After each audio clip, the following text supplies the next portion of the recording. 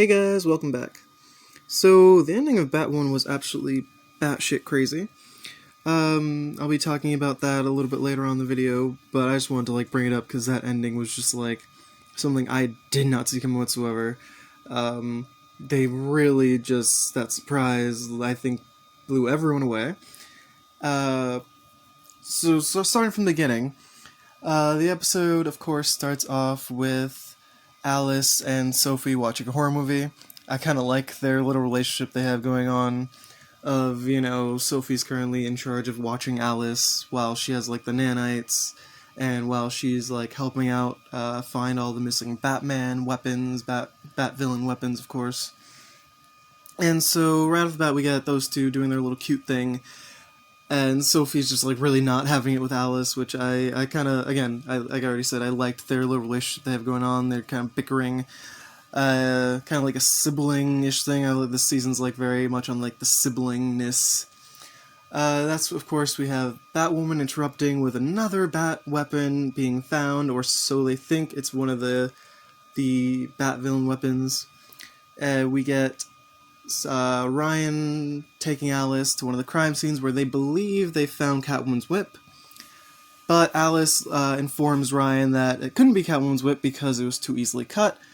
So we have Alice and Montoya looking into who possibly else uses a whip, and they also had indications that Batman and Catwoman had a thing going on, so it's canon, and the Batwoman world that Batman and Catwoman beforehand did have a thing, but we don't exactly know the direction or what happened there.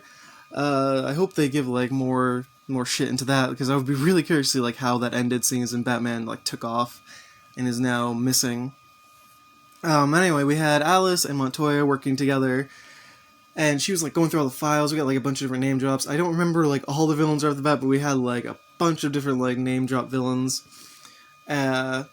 But the main one that Montoya is interested in is Ivy, in which Alice points out that the Ivy file is extremely thick for someone who's just has little files on all the villains. Montoya seems extremely interested in the Ivy file.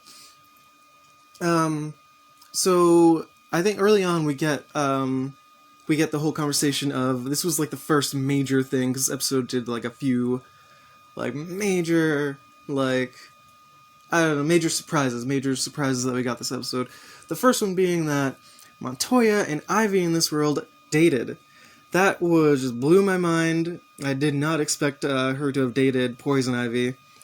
So, the story goes that Montoya dated Pamela Isley before she got turned into Poison Ivy. And in this world, she was just a normal botanist, doctor. Montoya and her were in love, and it was all going great until a rival scientist injected Ivy with a bunch of shit, chemicals, poison ivy being one of them. I forgot, the list of different plants that this jerk injected her with. But that then transformed her into the villain that we know as Poison Ivy. So Montoya stated that it was after the fact that she got turned into Poison Ivy that she started going a little bit crazy. I know they don't using that word anymore. They're trying to shy away from that word. It's mentally unstable, and Montoya just couldn't handle that. Ivy started with the blowing up the different corporations and extreme activism, and Montoya just couldn't handle it. So this is extremely personal for her. And so that's actually a pretty interesting tidbit we get, is because the reason why Montoya is because, she's just looking for her ex. And I don't know where exactly they're going with this. Maybe there'll be I'm actually really intrigued to see where they go with that, to see if they'll end up together possibly. Is Ivy gonna possibly try to get Montoya back? Montoya seemed to believe that she was kind of jaded toward her a little bit, that Ivy was kind of jaded toward Montoya. So I'm intrigued to see where that leads to. During that time, we get Alice checking on Mary, because in the files, Alice starts hallucinating again, and she thought she was okay because she was on meds. Mary has put her on medication, so she should be better now. Should be 100% fine, but the hallucinations are starting back again. So I actually feel really bad for Alice this season because I know the previous episode she like went full villain, and now this episode she's kind of like flipped back. Now she's like she wants help. She's more doing it for herself anyway. She's doing it for like to get freedom.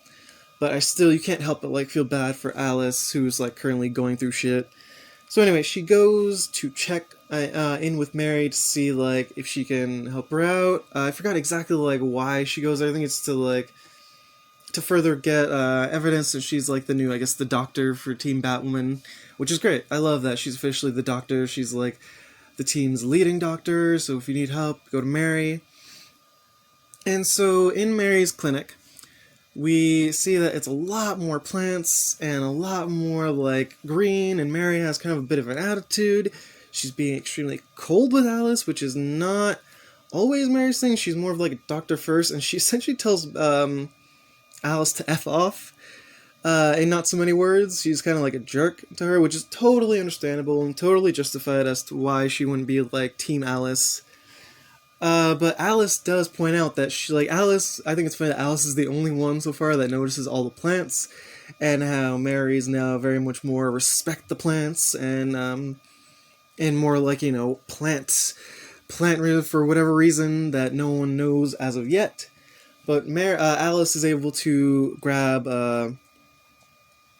Alice is able to grab like a snipping of one of the plants that she has in her office, and brings it to Montoya. And this is later on, but I'm just going to talk about it now. And she brings it to Montoya, and apparently the plant clipping that Alice brings Montoya is dead and or dying, which Montoya says the only way that's possible is if someone is infected by the vines. So I'm extremely curious to see what that means, because Mary, of course, we saw was infected by something. So does that mean she's going to be turning into, like, a new Ivy-ish thing? Is she just going to be, like, a mind-controlled villain? We don't actually know what that whole thing is, and so I'm really curious to see where they go with that. I would love to see, like, maybe that's, like, the way of them, like, turning her into something. Like, where is this Mary story going to go? So that was, like, one of the things I was, like, most want to talk about, because it's just, like, so, like, what are they going to do with her?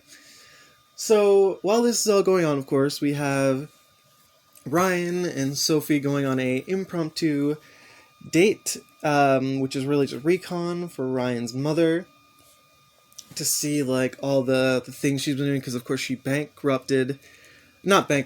like, leaked a bunch of stuff to the press about Batwoman, about Ryan's budget, aka Batman's budget, aka all the Batman shit, like, the funding for the Bat everything. And so they didn't leak like the Batman stuff, they just leaked that like a huge chunk of the Wayne funding is going toward a secret project or whatever.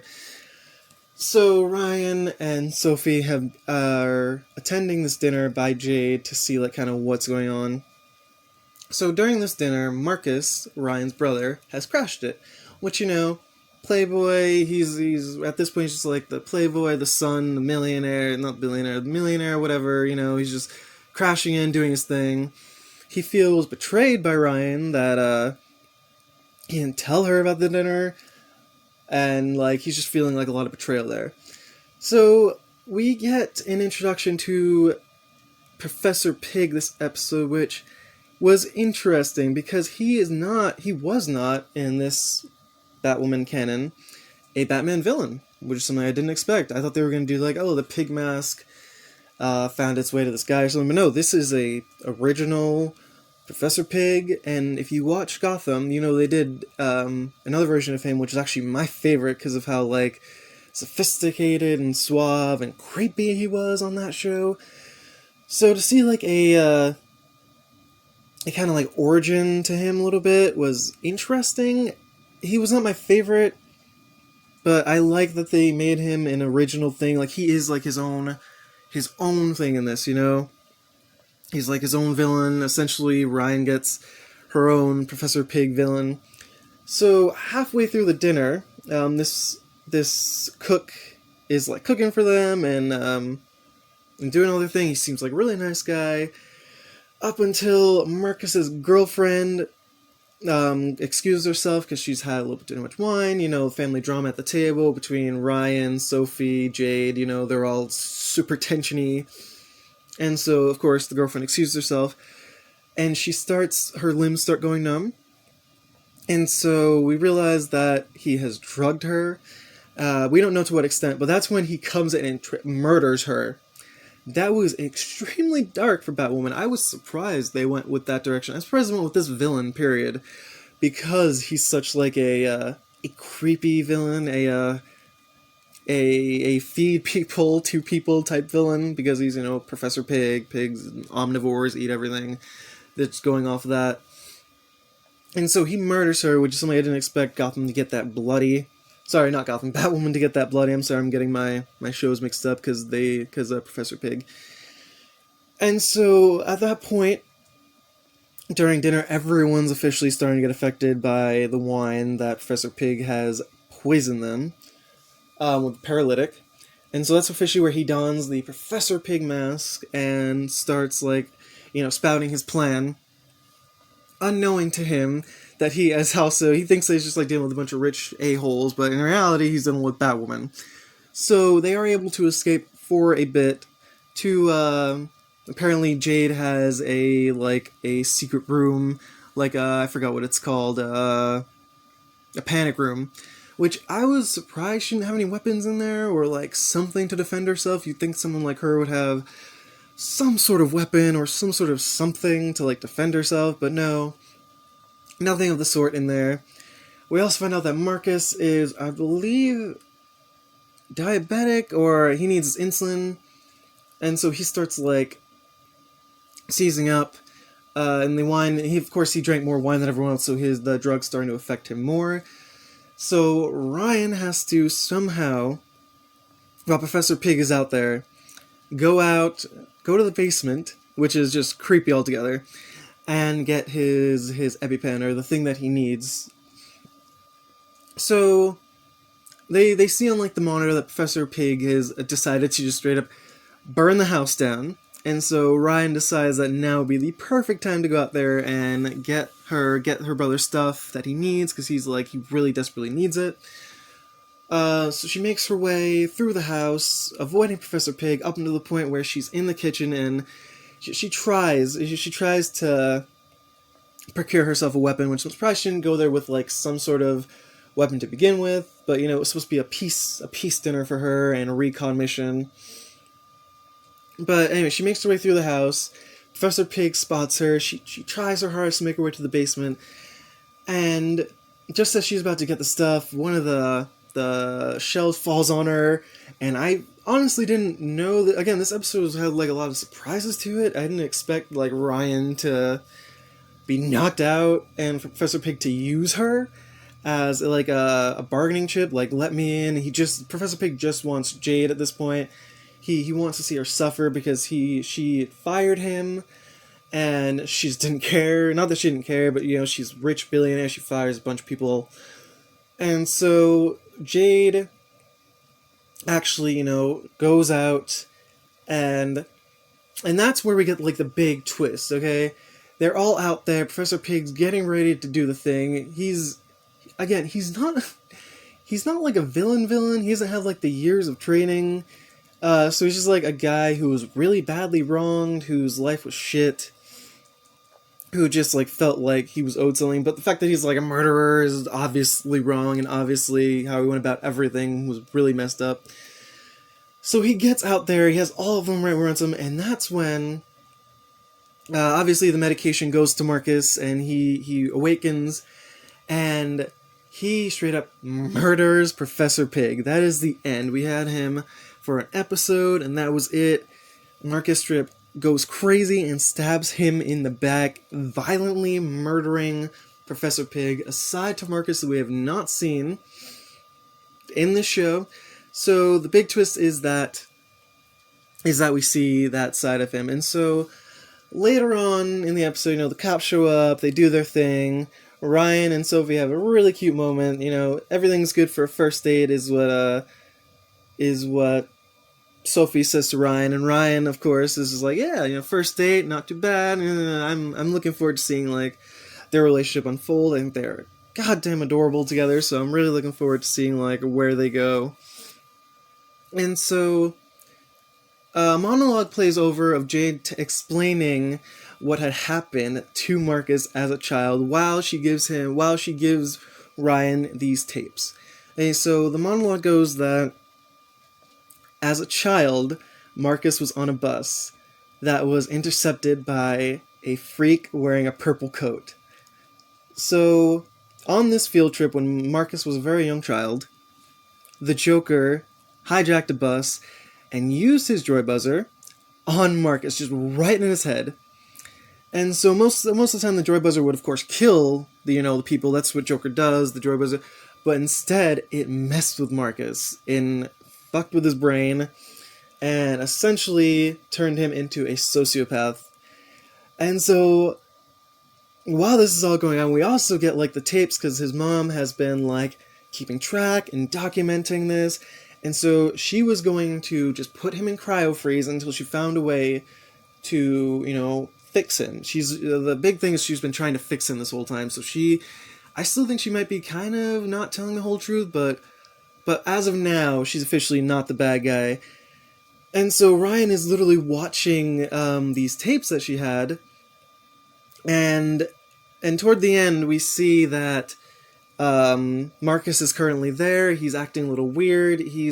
Again, this can all be just explained away by the fact that his girlfriend just died, so of course he's acting weird. His girlfriend's dead. He just murdered someone who was attacking his family.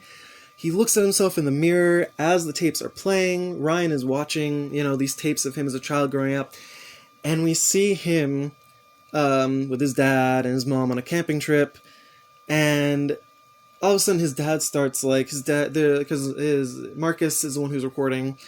His dad's just eating, and Marcus for some reason is just laughing his ass off. And we see that his dad starts choking. Jade runs over and is asking what's wrong. And apparently Marcus just smeared peanut butter all over his dad's sandwich, which he's deadly allergic to. And Marcus is standing there as a child, laughing while his father dies. He is the one who killed his own father. And so while this goes, Ryan is witnessing all of this unfold, as the tapes go by. We see a bunch of other shit about Marcus after he's changed, after the Joker did his thing to him. And he's just not the same kid he was. And so, a big reveal, Marcus looks in the mirror, does the classic Joker move of taking the two fingers in the blood and making the classic Joker, not smiley face, but a frowny face, in the blood. So the big reveal is that Marcus is officially going to be a Joker variant. I'm assuming that's the direction that they're going. He was affected by Joker at a very young age, leading to his psychosis, the joy buzzer, all this stuff. So Marcus is a psychopath. Marcus is, for all intents and purposes, the bad guy, which you can't help but feel bad for the kid who was just like messed up by the Joker, who now in his older age has progressed to this.